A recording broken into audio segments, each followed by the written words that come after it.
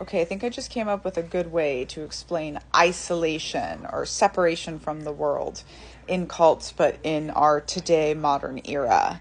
And I want to tell you about it because it's not always physical isolation on a compound the way it used to be. I'm Danielle, a scholar of cults, extreme groups, and extremely bad leadership, and I did grow up in compounds in Mexico and Brazil and Asia, various parts, in the Children of God cult, and then also deployed on a lot of compounds in the United States Army. You can get autograph copies attached here. So I'm writing now a book called The Culting of America, and I'm on the chapter, because I'm explaining all of these, each one, and showing you, yes, how cults use it, but then also how it shows up in the U.S. military, and then how it shows up in our everyday lives.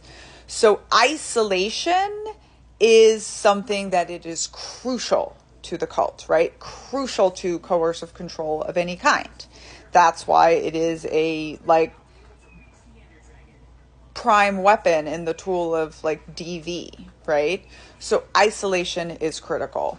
But I tell people, look, in 1972, when my grandfather walked away to join the Children of God, if you wanted to isolate an American, you pretty much had to take them off to your compound in Texas or Brazil, because everyone is watching the same television shows, everyone's reading the same newspapers.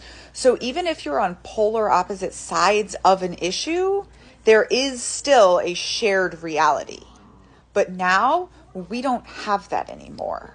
So I just came up with a way to talk about it that I think it is isolation from the world, or separation from the world can be isolation or insulation, right? Because I think some of the cults that have been the most successful, Mormons, for example, they appear that they're still operating in the everyday world, right? So this is not what people think of when they think isolation. And so we hear that all the time, like, oh, well, it can't be a cult because XYZ. And you're like, oh, well, these days, there's in Twin Flames cult documentary, we see that the woman is in the cult in her bedroom and her parents know, but there's nothing they can do about it. And this is very similar for many people's family members that are in the cult of MAGA right now. So I just always like to talk about the isolation and keep pointing out to people that it does not mean you go off to a compound anymore. We're talking about way more insidious kinds of isolation.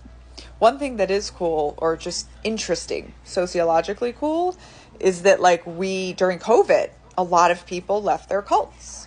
And part of that was because they couldn't physically get to the groups to go off and be isolated together with their groups.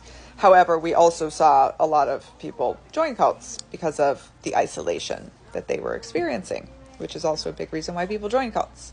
So isolation or insulation from the world.